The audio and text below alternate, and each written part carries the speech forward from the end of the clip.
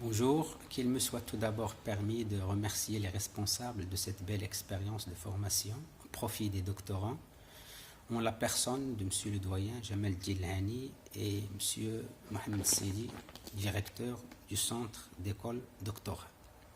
Ma contribution s'intitule Le texte de théâtre, seuil de lecture, seuil de recherche. Cet intitulé est pour moi motivé par un double souci. Le premier étant de présenter un ensemble de précautions à la fois méthodologiques et épistémologiques permettant aux doctorants désirant de mener leur recherche dans ce champ disciplinaire d'éviter pas mal d'écueils qui pourraient les gêner dans leur entreprise de recherche. Et le deuxième étant de mettre en exergue les particularités, voire le potentiel du théâtre comme objet d'étude et les pistes d'exploitation qu'il permet, où s'entrecroisent le littéraire, le linguistique, le philosophique, le poétique, le spectaculaire, pour ne citer que cela. Dans cette intervention, j'emprunte le concept critique de seuil, non pas dans le sens voulu par son concepteur Gérard Genette, c'est-à-dire non pas dans le sens paratextuel. Je ne l'emprunte pas également comme réaction au déclin des théories d'obédience structurale qui prônent la clôture du texte, son autosuffisance, l'émanence textuelle, mais beaucoup plus dans le sens premier, à savoir que par seuil, donc j'entends tout simplement une entrée qui permettant l'accès à un endroit quelconque. Et donc, seuil de lecture serait pour moi tout simplement des entrées de lecture qui permettent de mieux approcher le texte théâtral et d'avoir, je dirais, des lectures exhaustives qui lui protègent et qui lui maintiennent plutôt sa particularité. Donc, dans cette approche, je commence par signaler un élément fondamental qui est tout simplement le fait que lorsqu'on approche le texte théâtral, il y a souvent une certaine hégémonie des approches textuelles. Et donc, il est traité à la manière, plutôt à la façon d'un texte littéraire, surtout romanesque. Donc, cet angle d'approche prive le texte théâtral de sa particularité essentielle, de l'essence même donc, de son existence, qui est tout simplement d'être un texte destiné à une seconde vie où il sera porté par le corps du comédien, par sa voix, par sa présence scénique, avec tout un ensemble d'accessoires à son service. Dans cette intervention, je commence par donc le premier constat qui est le suivant, c'est que tout le foisonnement terminologique et conceptuel propre à la théorie de lecture, de façon générale, elle est aussi applicable au texte théâtral. Et dans ce sens-là, je cite rapidement donc les théories de lecture de nature sémiotique, initiées par Ferdinand de Saussure et par Charles Sanders Peirce. Le concept, par exemple, de lecteur modèle tel qu'il a été conçu par Umberto Eco, le lecteur implicite forgé par Heiser, l'archilecteur développé par Michel Riffater, sans oublier bien sûr le concept de lecteur virtuel développé par Hans Robert-Joost. Donc tout ce foisonnement terminologique propre à la théorie de lecture demeure aussi bien sûr valable pour le texte théâtral. Et dans ce sens-là, donc je conçois le travail de lecture comme un processus, comme une activité qui se déploie en se complexifiant. Et ici, un tableau de peinture ne vit que par celui qui le regarde, selon une très belle phrase de Pablo Picasso. Je dirais que le texte de théâtre ne se recrée que par celui qui le lit. Donc, une lecture exhaustive permet donc de faire une recherche scientifique dans les règles de l'art. Voilà donc l'idée.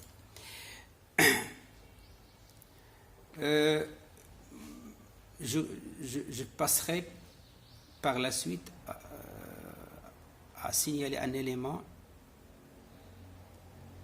aussi très très important, qui est bien sûr celui relatif à un certain esprit de résistance qui s'installe quand il s'agit du texte théâtral.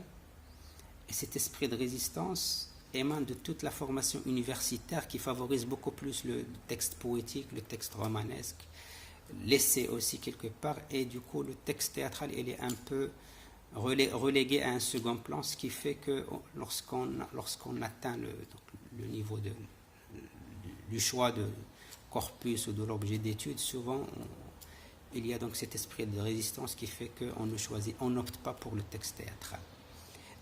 Et il y a même des raccourcis qui s'installent comme ça quand on veut aborder le texte théâtral. Les étudiants préfèrent passer par l'enregistrement vidéo ou télévisuel.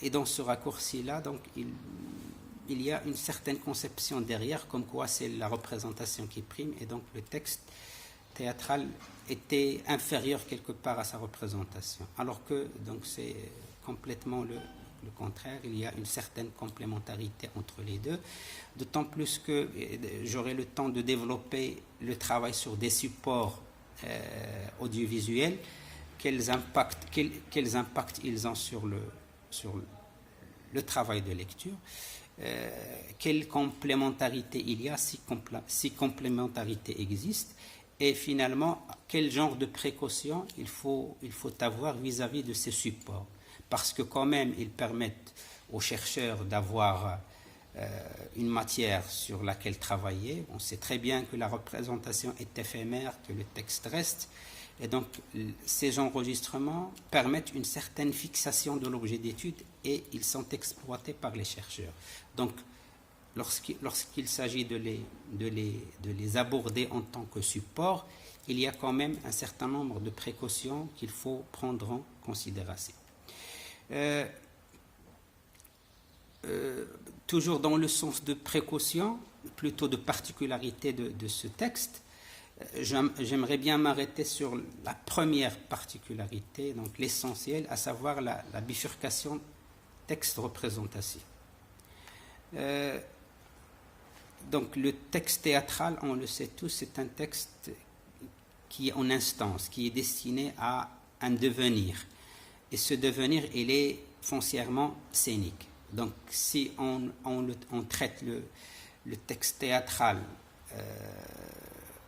en passant sous silence ce constat-là, automatiquement on aboutit à des lectures qui sont à des sous-lectures même, donc à des sous-lectures et à des lectures qui sont carrément réductrices. Donc dans ce sens-là, Anne Hübbersfeld postule le fait qu'il faut lire le texte de théâtre avec le postulat de départ qui est le suivant: je suis au théâtre. C'est-à-dire qu'il faut lire le texte de théâtre en empruntant les yeux d'un spectateur de théâtre dans une situation, bien sûr, dans une situation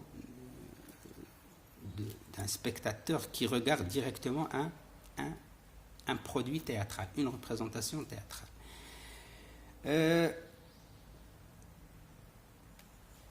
Un autre élément, c'est donc tout simplement le critère pragmatique. Donc, il faut rappeler dans ce sens qu'à l'opposé du texte littéraire, le critère esthétique n'est pas fondamental dans la distinction du texte théâtral, dans la mesure où tout texte, une fois mis en scène et fictionnalisé dans un cadre scénique, devient théâtral. Et là, je pense à la fameuse phrase d'Antoine Vitez: on peut faire théâtre de tout.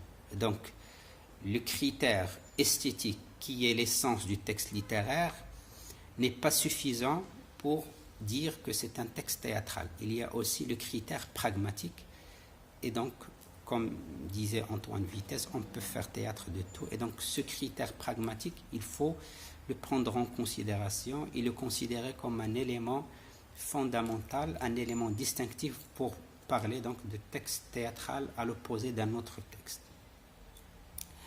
Pour Patrice Pavis, toujours dans cette bifurcation texte-représentation, il évoque la question des lieux d'indétermination. Pour lui, le texte de théâtre contient des lieux d'indétermination que la représentation vient combler par la suite. C'est d'ailleurs le même concept qu'on va voir avec Anne Hübbersfeld, qui conçoit le texte de théâtre comme étant un texte à trous, et ces trous ne seront comblés que par la représentation. Et du coup, il y a cette complémentarité, ce va-et-vient qui s'installe entre le texte et la représentation. Donc, dans le sens de ces lieux d'indétermination, Pavis reconnaît, donc je le cite, le texte dramatique est un sable mouvant à la surface duquel on localise périodiquement et diversement des signaux guidant la réception et des signaux maintenant l'indétermination et l'ambiguïté. Donc c'est un sable mouvant, c'est-à-dire on ne peut pas le traiter comme étant un texte qui a une seule et unique interprétation, et donc à chaque fois il y a des signaux qui s'offrent au lecteur et qui maintiennent l'indétermination et l'ambiguïté, d'où la nécessité des mises en scène qui vont porter sur ce texte. C'est pourquoi une représentation n'égale jamais la suivante, et ainsi de suite. Il y a toujours cette touche, ce plus apporté par la présence du comédien, la présence corporelle, et surtout par la vision du metteur en scène. Donc, tout à l'heure, j'ai dit que le metteur en scène, plutôt que Anne Hübbersfeld développe l'idée que le texte théâtral est un texte à trous, et donc on est toujours dans cette même vision, comme quoi le texte il est un peu incomplet, et que ces zones blanches, ces zones d'incertitude, c'est la représentation qui les comble. Après donc cette distinction texte-représentation comme seuil de lecture, il y a un autre seuil de lecture lié à l'histoire, la situation dans l'histoire du théâtre. C'est un élément fondamental pour plusieurs raisons. D'abord, la situation dans l'histoire, comme n'importe quel texte littéraire, ça permet donc de cerner pas mal d'éléments, d'éléments intervenant dans la lecture du texte. Pour le théâtre, il est nécessaire, par exemple, de distinguer de l'appartenance du texte à telle ou telle époque. Et donc, un texte, par exemple, classique, romantique, réaliste, symboliste ou absurde, donc sa situation par rapport à ces mouvements vous donne directement des angles d'approche. Et même lorsqu'il y a un transfert, par exemple, prenons l'exemple d'une tragédie grecque ou classique, réécrite dans le XXe siècle, par exemple, je pense à la guerre de Troie n'aura pas lieu, je pense à pas mal d'exemples. Dans ce transfert-là, donc, il y a tout un ensemble de choix esthétiques qui s'opèrent, et donc l'étudiant ou le chercheur donc, doit travailler sur cette situation dans l'histoire, parce que ça lui permet des outils, ça lui permet d'approcher le texte à sa juste valeur et d'ajouter justement cette touche que le dramaturge qui a fait la reprise a voulu bien sûr insérer au texte, a voulu ajouter au texte. Je prends aussi l'exemple par exemple, le drame, on sait très bien qu'il est anticlassique. Et donc, quand on situe un texte, par exemple, par rapport à cette tendance-là, automatiquement, on a dans l'arrière-plan toute cette littérature classique, les fondements donc, du classicisme dans le théâtre. Et à travers cet angle d'approche, on va essayer, bien sûr, de s'inscrire, disons, dans l'opposé de cette tendance, qui est bien sûr le drame, que ce soit le drame bourgeois ou le drame romantique. Donc la situation de l'histoire permet justement donc d'avoir plutôt d'avoir un angle d'approche qui serait quand même un plus par rapport au travail de lecture. Comme troisième seuil de lecture, j'ai choisi l'apport de la mise en scène. La mise en scène, c'est cet art qui sera développé à partir de la fin du XIXe siècle avec André Antoine, et donc c'est tout un champ disciplinaire qui va se créer et qui va permettre au texte théâtral une certaine renaissance. Pourquoi je considère la mise en scène comme, et bien sûr les théories qui se sont développées depuis la naissance de cet art comme étant un angle d'approche qui est incontournable. Pourquoi je considère cela? Tout simplement parce que, là je m'appuie sur une citation de Pavis, donc pour lui, tout texte porte toujours la trace matérielle d'une pratique scénique. Il porte les marques d'une mise en scène antérieure ou postérieure. Pour dire que sur le plan de sa conception, sur le plan de son architecture, le texte théâtral est perméable à un travail de mise en scène ultérieur. Ne serait-ce que sur le plan, par exemple, des didascalies, sans parler parfois des écrits qui accompagnent des textes. Je fais allusion, par exemple, à toute la tendance des dramaturges du XXe siècle. Certains dramaturges, je cite entre autres Jean Genet, Comment jouer les bonnes, comment jouer les nègres. Donc vous avez la pièce et vous avez un texte, un écrit esthétique qui dicte au metteur en scène quel choix esthétique ils doivent opérer, quelle approche ils doivent faire. Donc la théorie de la mise en scène est fondamentale pour faire une lecture qui est exhaustive. Et là je signale deux tendances qui ont marqué donc cet art de la mise en scène. Et ces deux tendances, on peut les repérer lorsqu'on lit. Nous, en tant que lecteurs, bien sûr, on peut repérer des indices de ces deux tendances. Je parle de la tendance naturaliste et de la tendance de la théâtralité affichée.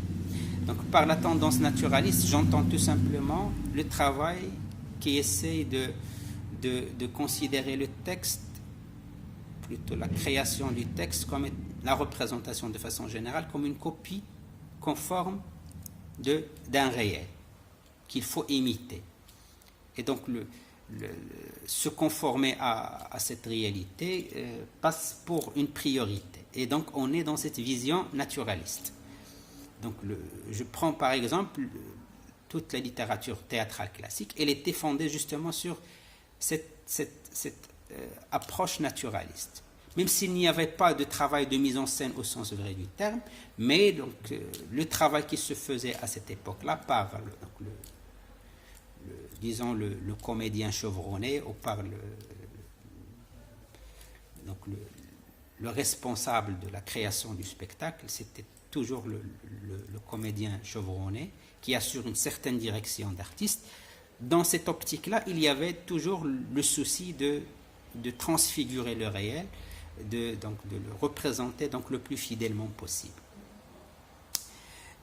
Quant à la vision de la théâtralité affichée, automatiquement on est dans cet esprit de concevoir un produit théâtral qui rend avec la représentation mimétique, qui ne conçoit pas donc la représentation comme un fragment arraché à une réalité quelconque, et qui fait du spectacle théâtral un moment de réflexion critique, un moment un prétexte pour passer une vision, une pensée critique. Et là, donc, c'est toute la tendance de Artaud, Brecht, et bien sûr d'autres metteurs en scène, d'autres théoriciens qui se sont succédés, surtout ceux du XXe siècle, qui ont opté pour cette théâtralité affichée. Donc le lecteur, quand il lit le texte, ou le chercheur, quand il approche un texte, il doit se situer par rapport à ces deux tendances et se poser la question, quelle quel apport, dans quelle vision le texte a été créé et pour quelle tendance de mise en scène il est fait. Le plus que la mise en scène a aussi, c'est qu'elle a permis, ou plutôt elle a considéré le texte théâtral comme un carrefour de plusieurs visions du monde. Il y a plusieurs sensibilités qui reproduisent le texte théâtral. Vous avez par exemple le metteur en scène, vous avez les comédiens, vous avez les techniciens de son, vous avez les maquilleurs, vous avez ceux qui sont responsables de bruitage. Et donc toute cette panoplie de sensibilités vont se réunir pour créer un produit unique. C'est pourquoi dans la définition de la mise en scène comme étant un art autonome, il y a cette vision unificatrice, cette vision d'homogénéisation du travail de chacun, pour avoir donc un travail qui est homogène et qui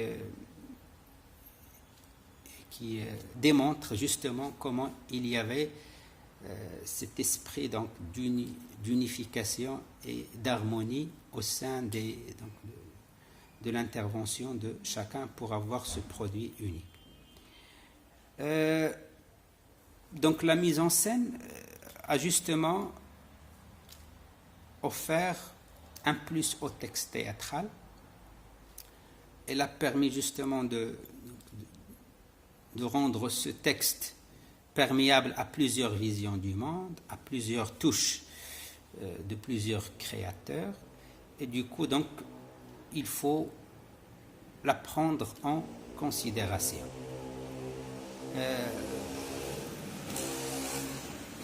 Donc, le lecteur doit tenir compte de l'évolution de la théorie de la mise en scène et des multiples visions qu'elle ajoute au texte théâtral.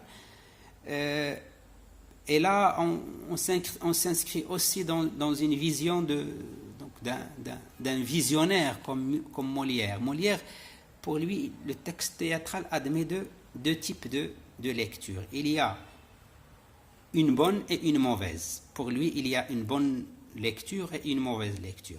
La bonne, je commence par la mauvaise. La mauvaise, tout simplement, il l'appelle la lecture fictionnelle. C'est une lecture qui consiste à imaginer le texte théâtral, à l'imaginer donc selon sa dimension narrative, peut-être imaginer donc le déroulement de l'histoire, et ça s'arrête là. Mais la bonne lecture, c'est celle qu'il appelle lui la lecture scénique. Et cette lecture, il emprunte les yeux d'un spectateur réel. Donc il faut lire. Et là, je rejoins aussi ce que Anne Hubbersfeld développe, je l'ai dit tout à l'heure, qu'il faut voir le texte théâtral avec le postulat de départ, je suis au théâtre. Dans la lecture du texte théâtral, donc les deux visions s'entrecroisent. Donc la lecture scénique, telle qu'il a été développée par Molière, et le postulat imposé par Anne Hubbersfeld au lecteur de théâtre, comme quoi il faut avoir cette vision donc de lire, de voir le texte de théâtre avec les yeux d'un spectateur réel. Et donc le travail de lecture serait similaire à un travail de mise en scène virtuelle. Et le lecteur, comme j'ai dit tout à l'heure, il doit emprunter les yeux d'un lecteur, plutôt d'un spectateur réel. Donc, je passerai à un autre élément très très important, un autre seuil de lecture. Et cette fois-ci, je m'arrête sur les disciplines voisines qui permettent d'apporter un plus plutôt quand on approche un texte théâtral. La première discipline qu'il faut citer, c'est tout simplement la sémiotique théâtrale. Donc je vais évoquer l'apport de la sémiotique théâtrale, l'apport de l'analyse de discours et l'apport de la pragmatique linguistique. Ces trois disciplines d'obédience bien sûr linguistique, de nature linguistique, mais qui apportent beaucoup d'éléments, beaucoup de qui apporte beaucoup de niveau de lecture, si vous voulez, qui apporte un plus au travail de lecture. Je commence par la sémiotique, et là, je m'arrête sur deux conceptions fondamentales dans ce sens-là, à commencer par Umberto Eco, qui considère que,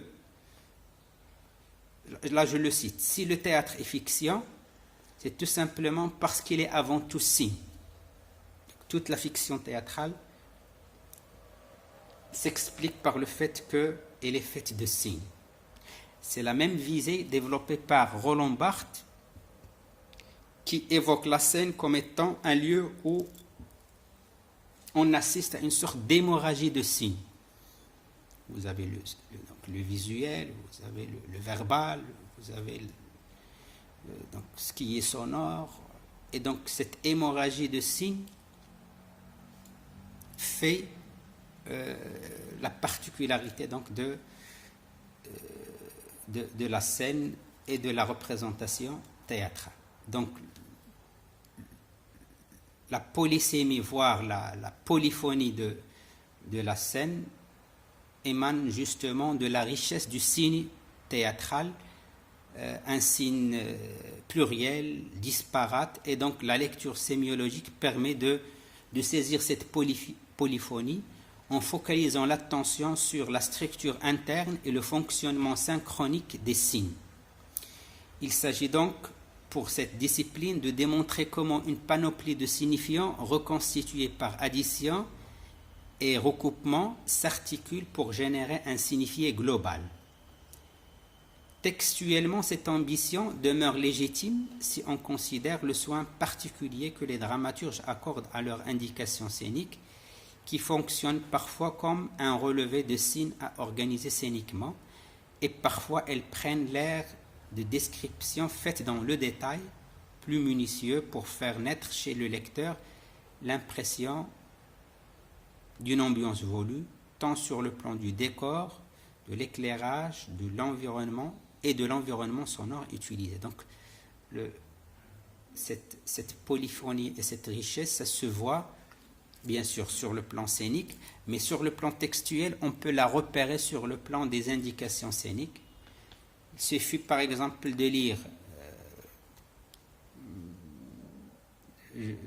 par exemple, en attendant Godot, vous avez une installation de décor qui se fait dans l'indication scénique. La même chose chez UNESCO, la même chose chez Jean Genet, dans Les Bonnes. Donc vous avez toujours une description qui se fait dans le détail, à tel point que ça peint donc la scène dans le détail. Et donc ces descriptions faites minutieusement se fait en recourant bien sûr aux signes linguistiques qui vont se concrétiser une fois le texte passe à la scène. Et donc cette richesse sur le plan sémiotique, il faut bien sûr la saisir et en faire un plus dans le travail de lecture et d'analyse.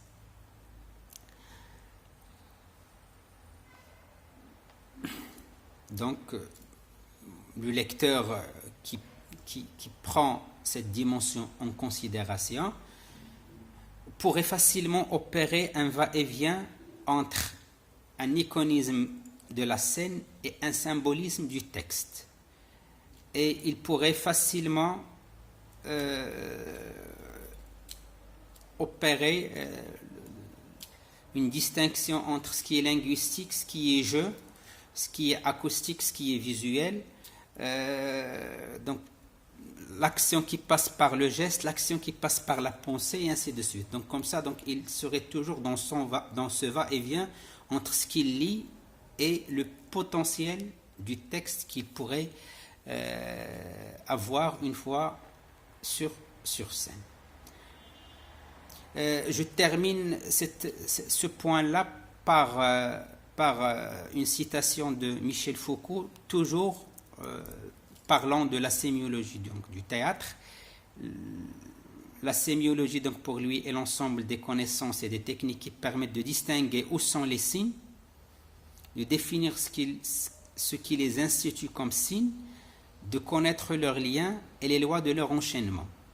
Donc il parle de la sémiotique de façon générale, mais nous, on va transposer donc cette conception pour l'appliquer au théâtre et dire que l'approche sémiotique nous permet d'abord de délimiter les signes théâtraux, de savoir où ils commencent et où ils prennent fin, et par la suite de savoir quel genre de rapport ils entretiennent et quel plus ces rapports donnent au texte en termes de sens et en termes d'interprétation. Maintenant, en ce qui concerne l'analyse de discours,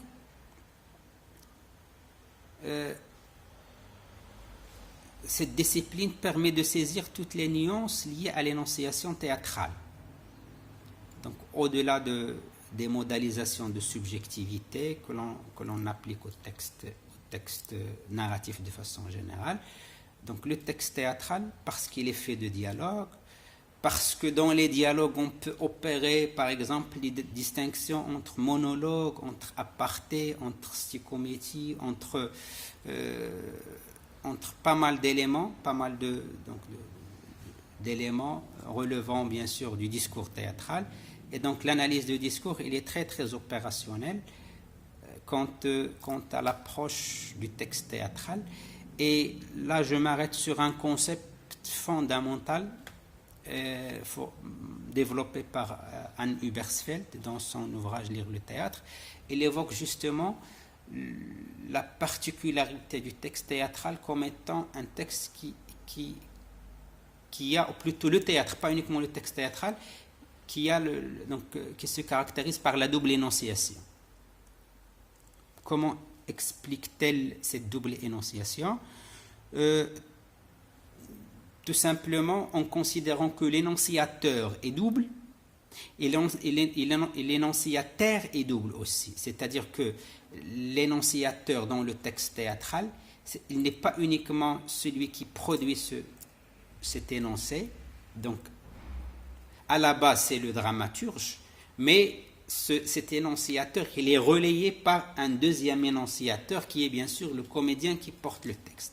Et donc nous avons cette énonciation qui se fait en relais, et la même chose, l'énonciateur, il est à la fois le deuxième personnage sur scène, et il est aussi le lecteur s'il s'agit d'un texte, ou le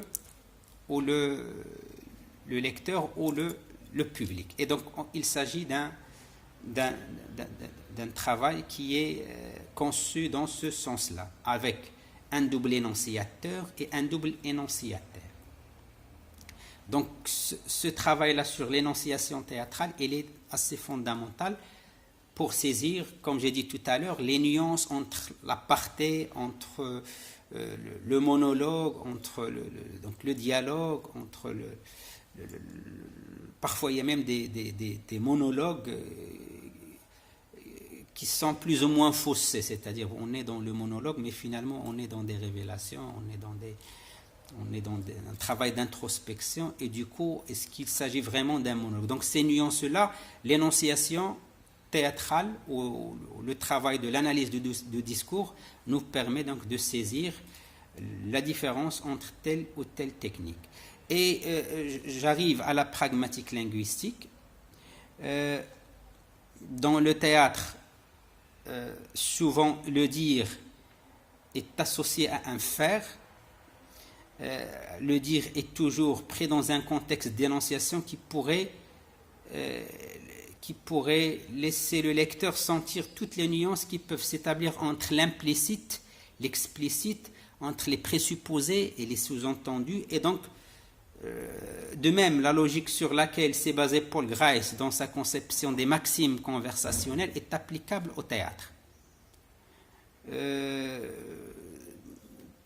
Donc, lui, il a parlé des lois de discours, donc les lois entre autres les lois de la coopération, les maximes de sincérité, de pertinence, d'informativité, de modalité et d'exhaustivité. Donc, dans tout ce foisonnement terminologique et conceptuel aussi, il est très très applicable au texte théâtral puisqu'il s'agit de dialogue.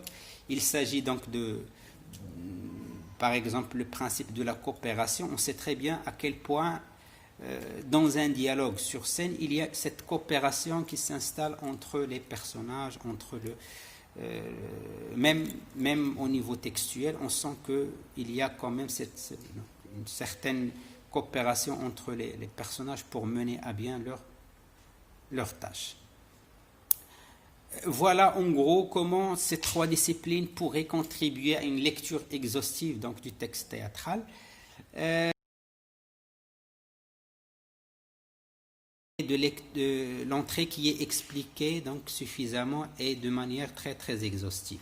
Donc ce complément bibliographique permet pour le chercheur de créer des interconnexions qui vont lui permettre bien sûr de développer sa culture théâtrale. C'est pourquoi je recommande ces ouvrages aux chercheurs pour bien sûr avoir une vision plus globale des choses et pour justement faire un travail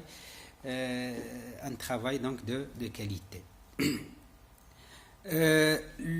Toujours dans le sens des ouvrages de référence, puisqu'il s'agit donc de la question de lecture qui permet une recherche scientifique bien fondée, une recherche scientifique dans les règles de l'art, Patrice Pavis a travaillé beaucoup sur cette question de lecture de réception. Il a écrit beaucoup d'écrits dans ce sens-là, interrogeant justement la question de la lecture, de l'analyse et de l'interprétation. Et l'ensemble de ces écrits lui ont permis d'opérer un modèle de lecture. Donc je vais développer par la suite les bases de ce modèle, mais j'aimerais bien citer quelques exemples de ces écrits. À part le dictionnaire, vous avez Voix et images de la scène, vers une sémiologie de la réception. Vous avez un ouvrage très très important donc de référence, l'analyse de spectacle. Donc ces ouvrages, à travers ces ouvrages-là, donc il a pu développer donc un modèle qui repose sur deux distinctions majeures empruntées à la grammaire générative. Donc Patrice Pavis va emprunter cette distinction entre structure de surface et structure profonde pour élaborer son modèle. Donc, qu'est-ce qu'il entend par structure de surface ou structure superficielle? Donc, c'est tout simplement pour lui l'arrêt sur la dimension linéaire du récit, sur sa texture, donc sur, disons, la dimension anecdotique de l'histoire racontée, en s'arrêtant sur les marques stylistiques, sur les procédés littéraires, qui donne des marques de littérarité au texte théâtral. Et si vous voulez, c'est la partie visible et lisible du texte. Lui, il qualifie donc cette dimension superficielle comme étant la partie lisible et visible du texte, constituée, comme je viens de dire, par tout ce qui est procédé stylistique, littéraire, qui constitue finalement la littérarité du texte. Dans un second temps, il parle de niveau profond du texte. Il entend tout ce qui est implicite, nécessitant un effort de décodage et impliquant des filtres de réception qui permettent de s'arrêter sur plusieurs composantes du texte théâtral, notamment la composante discursive, la composante thématique et l'intrigue développée, et finalement la composante narrative à travers la fable racontée. Donc la fable racontée au niveau donc des espaces, des temps, au niveau donc du conflit développé, et aussi parmi les composantes de la structure profonde, il y a le niveau actantiel, les actants qui sont impliqués dans l'histoire racontée et l'apport de chacun selon bien sûr le modèle actantiel bien connu, trop connu de Grimas et Courtès. Donc le niveau le plus profond est celui réservé à la dimension idéologique. Donc au niveau profond, il ajoute donc la dimension idéologique qui permet bien sûr d'opérer, si vous voulez, un complément de sens qui s'ajouterait bien sûr au niveau superficiel, et les deux bien sûr permettent d'avoir une lecture exhaustive du texte, et donc une telle lecture serait bien sûr à même de fournir une recherche scientifique acceptable et digne de seuil. Voilà en gros comment Pavis a développé son modèle. Dans cette intervention, j'ai voulu également parler de, comme je l'ai signalé au départ, mais ce serait de façon très très brève, donc de l'apport du théâtre filmé comme étant un support sur lequel un certain nombre de chercheurs préfèrent travailler. Je dirais tout simplement que cette transposition du produit théâtral vers l'écran ou vers la scène opère un ensemble de changements sur la dimension esthétique de l'œuvre théâtrale elle-même. Et donc ces modifications nous permettent de poser la question, est-ce qu'il s'agit vraiment du théâtre ou c'est un autre produit qui n'a pas de rapport direct avec le produit en question qui est le théâtre. Donc, parce que ces modifications affectent l'essence même du théâtre, qui est, je parle par exemple du rapport scène-salle plutôt. Ce rapport-là, il est affecté quand il s'agit donc d'un enregistrement. La même chose, donc le spectacle théâtral se fait dans le ici et le maintenant, dans le hic et nunc. Et donc avec les enregistrements, ce rapport lié au présent de la représentation, lié au ici et au maintenant, se trouve complètement perdu, et du coup on est dans un autre produit. À cela s'ajoute tout ce qui est travail technique sur donc la représentation, puisque lorsqu'on fait ce travail de fixation ou d'enregistrement, vous avez le regard du réalisateur qui s'ajoute au regard de la mise en scène première. Et donc nous avons une réalisation sur une réalisation, ou un regard qui porte sur le regard du metteur en scène, ce qui fait que le produit final n'est pas forcément représentatif, donc avec une certaine fidélité du regard premier. Et donc ces changements, il faut les prendre avec beaucoup de précaution et se dire que voilà, donc ça permet quand même de maintenir des traces, de sauvegarder des traces donc de la représentation qui est par nature éphémère, mais quand même il ne faut pas se restreindre uniquement à ces enregistrements et supposer ou espérer faire des lectures exhaustives. Il faut toujours que ces enregistrements soient accompagnés de textes, parce que finalement, si on pose la question relevant de la théâtralité telle qu'elle a été définie par Roland Barthes, donc c'est le théâtre moins le texte, c'est une épaisseur de signes et de sensations qui s'édifie sur la scène à partir de l'argument écrit. Donc cette définition de la théâtralité se trouve carrément déboussolée une fois dans l'enregistrement, parce que finalement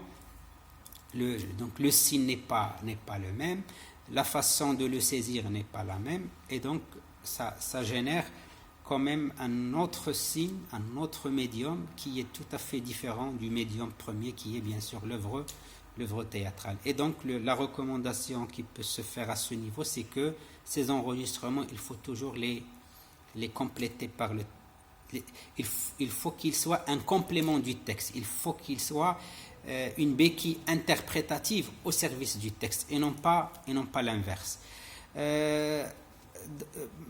Bien sûr, ce qu'il faut ajouter dans ce sens-là, c'est que pour ces représentations, encore une fois, on peut recommander deux types de lecture. Une lecture syntagmatique qui pourrait porter sur la dimension anecdotique de la pièce en question. Par syntagmatique, bien sûr, j'entends essentiellement le rapport de linéarité que l'on a entre les événements du début jusqu'à la fin, et aussi une lecture paradigmatique qui permet donc de s'arrêter sur chaque moment pour voir les différents signes qui interviennent dans la scène et pour pouvoir établir bien sûr des interconnexions et des va-et-vient entre les différents éléments pour pouvoir sortir, comme je dis tout à l'heure, avec une lecture qui serait représentative de la scène en question. Voilà, donc avec ces deux niveaux de lecture, une lecture syntagmatique et une lecture paradigmatique, avec la considération comme quoi c'est un plus, c'est un complément par rapport au texte, on pourrait bien sûr faire une exploitation qui serait très très scientifique de ces supports télévisuels. Et voilà, donc j'arrive à la conclusion. Donc pour conclure, je souligne que l'œuvre théâtrale peut ne pas se restreindre au texte. Elle prend forme et gagne en permanence grâce à ses représentations, et que sa lecture demeure un processus d'association, de repérage et de sélection d'indices de signification relatifs au texte, premièrement, puis à ses représentations. Ceci sert l'œuvre théâtrale, la laisse ouverte constamment en devenir et en perpétuel renouvellement à travers les réécritures, adaptations et rethéâtralisations qu'elle subit, et qui lui permet d'autres réceptions jusqu'à confirmer le notoire adage « dira bien qui lira le dernier », qui reste la particularité du texte théâtral. Sur ce, je vous remercie et à une prochaine rencontre. Merci.